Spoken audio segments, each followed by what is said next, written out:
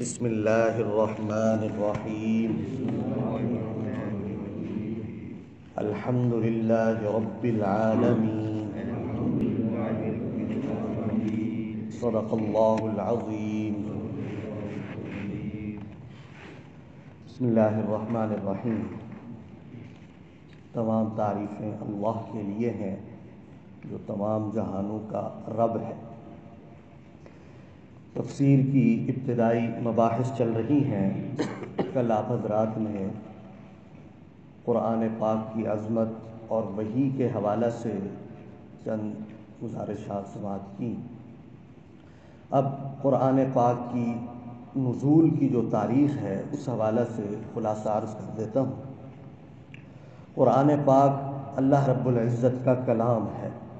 گزشتہ آسمانی کتابیں تھیں، یہ کتاب اللہ بھی ہے، کلام اللہ بھی ہے، کلام الہی ہے۔ نزول سے پہلے بھی لوح محفوظ میں موجود تھا۔ لوح محفوظ سے آسمان دنیا کے بیت العزت، جس کو بیت المعمور بھی کہا جاتا ہے، اس مقام پر یک بارگی قرآن پاک کا نزول ہوا۔ ایک ہی دفعہ میں اللہ رب العزت نے لوح محفوظ سے بیت العزت یا بیت المعمور مقام پر اللہ رب العزت نے قرآن پاک کو نازل کیا۔ اس کے بعد مسلسل 23 سال تھوڑا تھوڑا اور تدریجاً ضرورت کے حساب سے اللہ رب العزت حضرت جبرائیل امین کے واسطہ سے حضور علیہ الصلاۃ والسلام پر نازل فرماتے رہے۔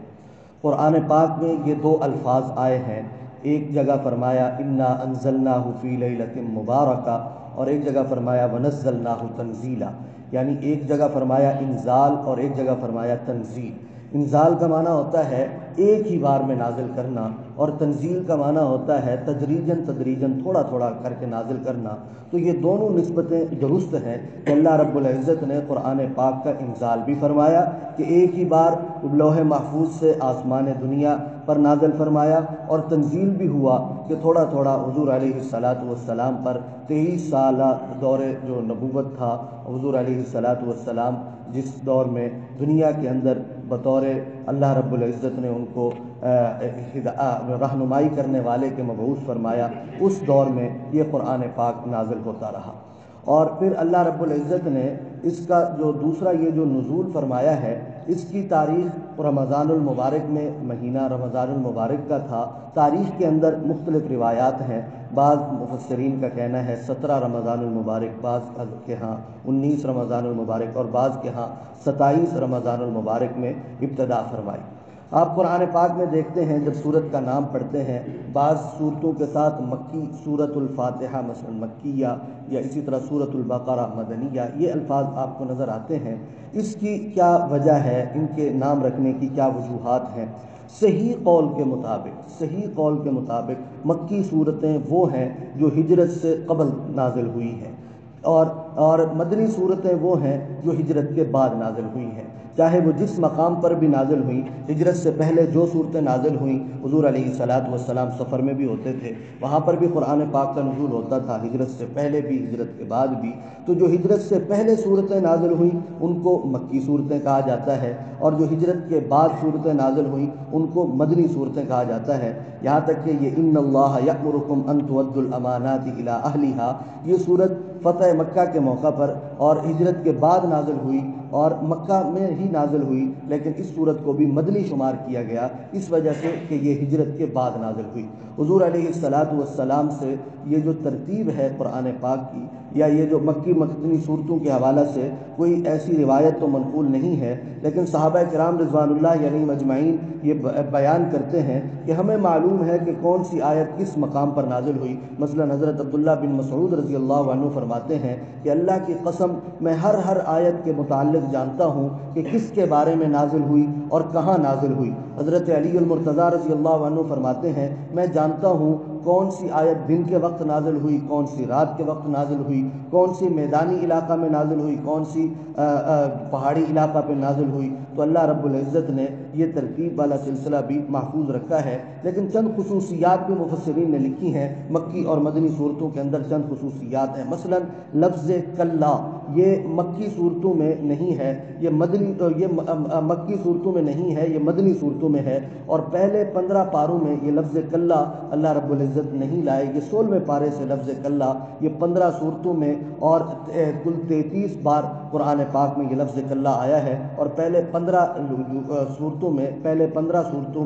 15 پاروں میں یہ قرآن پاک میں اللہ رب العزت نہیں لائے۔ اسی طرح جہاد کے جو احکام اور اجازت ہے یہ مدنی صورتوں کے اندر ہے اور مکی صورتوں میں نہیں ہے۔ منافقین کا جو تذکرہ ہے وہ مدنی صورتوں کے اندر ہے، مکی صورتوں میں نہیں ہے، کیونکہ مکہ میں جو حضور علیہ الصلاۃ والسلام کا جو سامنے والا فریق تھا وہ مشرکین مکہ تھے، اور جب مدینہ منورہ گئے تو وہاں پر یہود و نصارہ کے ساتھ ساتھ منافقین ایک نیا یہ فرقہ بھی سامنے آیا کہ جو بظاہر تو اسلام کا اعلان کیا کرتا لیکن دل کے اندر کفر چھپا کے رکھتا تھا۔ اسی طرح مکی صورتوں کے اندر یا ایھا الناس کا خطاب ہے عام طور پر، اور مدنی صورتوں کے اندر جو خطاب اللہ رب العزت نے فرمایا وہ یا ایھا الذین آمنو کے ساتھ ہے۔ اسی طرح مکی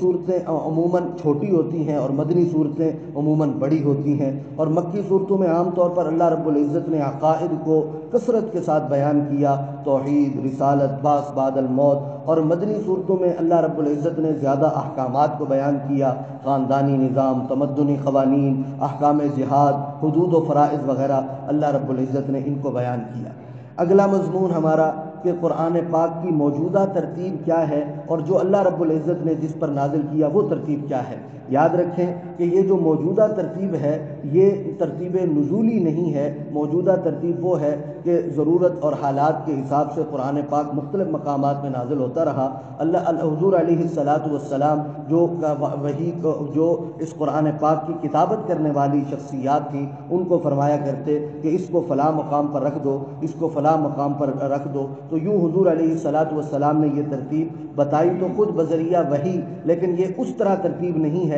کہ بھئی پہلی وحی الحمدللہ رب العالمین سے شروع ہو کر ترتیب کے ساتھ چلتے ہوئے من الجنۃ والناس تک اختتام پذیر ہوئی ہو، ایسا نہیں ہے۔ قرآن پاک کی موجودہ ترتیب اور ترتیب نزولی میں فرق ہے، اور یہ ترتیب پھر حضور علیہ الصلاۃ والسلام نے خود بیان کر کے کہ ان آیات کو فلاں مقام پر فلاں صورت میں رکھا جائے اور ان آیات کو فلاں مقام اور فلاں صورت پر رکھا جائے۔ قرآن پاک میں ہم ایک چیز دیکھتے ہیں، شان نزول، اسباب نزول۔ اللہ رب العزت نے جو قرآن پاک کی آیات نازل فرمائیں یہ دو طرح کی ہیں۔ بعض جگہ اللہ رب العزت نے بغیر کوئی واقعہ ہوئے اللہ رب العزت نے قرآن پاک کی وہ آیات نازل کر دی جو مقصود تھا، جو اللہ رب العزت احکامات نازل کرنا چاہتے تھے، اور کبھی ایسا ہوا کہ کوئی خاص مناسب واقعہ ہوا، اللہ رب العزت نے اس حساب سے قرآن پاک کی آیات نازل کر دیں۔ اور یہ شان نزول جو ہوتا ہے یہ بہت کم ایسا ہوتا ہے کہ اس واقعہ کے ساتھ خاص ہو، اکثر ایسا ہوتا ہے کہ واقعہ خاص ہوتا ہے لیکن وہ حکم اللہ رب العزت جو فرماتے ہیں وہ حکم عام ہوتا ہے۔ اسی طرح قرآن پاک کا ایک اور مضمون بڑا اہم وہ ہے ناسخ اور منسوخ کا۔ ناسخ اور نسخ کا معنی ہوتا ہے مٹانا، ازالہ کرنا، اور اصطلاحی اس کی تعریف ہے کسی حکم شرعی کو دلیل شرعی کے ذریعے ختم کرنا۔ یہودی اس نسخ والے نظریہ کے قائل نہیں تھے، وہ یہ کہا کرتے کہ نسخ اللہ رب العزت کے کلام میں نہیں ہو سکتا، کیونکہ ان کے ہاں نسخ کا معنی یہ تھا کہ ایک کام آپ نے کیا، آپ کو اپنی غلطی کا ادراک ہوا اور آپ نے پھر اس کے بجائے دوسرا کام کر لیا تو یہ نسخ ہے۔ حالانکہ یہ ان کا جو نظریہ تھا یہ بالکل غلط تھا کہ یہ نسخ رائے کی تبدیلی کا نام نہیں ہے، بلکہ اللہ رب العزت نے قرآن پاک میں یہ جو نسخ والا معاملہ فرمایا یہ اللہ رب العزت نے وقت کے تقاضوں کے حساب سے حکم کو مختلف فرمایا، اور خود اللہ رب العزت نے فرمایا ما ننسخ من آیت او ننسها نأتی بخیر منها او مثلها، کہ جو بھی آیت اللہ رب العزت منسوخ فرماتے ہیں اس جیسی یا اس سے بہتر اللہ رب العزت لاتے ہیں۔ الم تعلم ان اللہ علی کل شیء قدیر، کیا تم جانتے نہیں ہو کہ اللہ رب العزت ہر چیز پر قادر ہے؟ تو کوئی حکم ایک وقت کے لیے تھا، اللہ رب العزت نے اس کے ذریعے تربیت فرمائی، جب وہ تربیت ہو گئی تو اللہ رب العزت نے دوسرا حکم ارشاد فرما دیا، پھر تیسرا، جیسا کہ یہ شراب کی حرمت ہے یہ کئی طریقوں سے اللہ رب العزت نے نازل فرمائی اور پھر آخر میں جا کر اللہ رب العزت نے حرمت کا حکم ارشاد فرما دیا۔ اسی طرح دیگر بھی احکامات ہیں کہ جہاں پر اللہ رب العزت نے پہلے اور حکم ارشاد فرمایا پھر اور حکم ارشاد فرمایا، تو یہ بھی قرآن پاک کا ہی اعجاز ہے، اور یہ یہودیوں کو جو نظریہ تھا اللہ رب العزت نے اس کی بھی تردید فرمائی کہ یہ نظریہ غلط ہے۔ اللہ رب العزت نے قرآن پاک کی حفاظت کا ذمہ خود لیا ہے، فرمایا انا نحن نزلنا الذکر وانا لہ لحافظون، کہ ہم ہی نے اس قرآن پاک کو، اس ذکر کل میں نے عرض کیا تھا قرآن پاک کے ناموں میں سے ایک نام ہے، ہم نے ہی اس قرآن پاک کو نازل کیا اور ہم ہی اس کے محافظ ہیں۔ ہر دور کے اندر اللہ رب العزت نے اس قرآن پاک کی حفاظت کی ہے۔ مثلا عہد رسالت میں جب اس کا نزول تدریجاً تھا تو اللہ رب العزت نے کیا اس کی حفاظت کس طرح کی، لوگوں کے دلوں میں محفوظ کر کے، صحابہ کرام رضوان اللہ علیہم اجمعین کے دلوں میں محفوظ کر کے۔ یہاں بھی یہ بھی یاد رکھیں کہ نزول سے لے کر آج تک قرآن پاک کا سب سے بڑا جو حفاظت کا ذریعہ ہے وہ ایمان والوں کے اور حفاظ کے سینے ہیں۔ اللہ رب العزت نے اس قرآن پاک کو لوگوں کے سینوں میں محفوظ رکھا۔ اسی لیے حضور علیہ الصلاۃ نے ارشاد فرمایا کہ اللہ رب العزت نے مجھے فرمایا کہ میں یہ جو کلام تم پر نازل کر رہا ہوں یہ ایسا کلام ہے جس کو پانی دھو نہیں سکے گا۔ مراد یہ ہے کہ اس پر آفات ایسی نہیں آئیں گی کہ جو اس کو ختم کر دے، نہیں، بلکہ یہ قیامت تک محفوظ رہنے والی کتاب ہے۔ اور قیامت تک محفوظ رہنے کا جو اللہ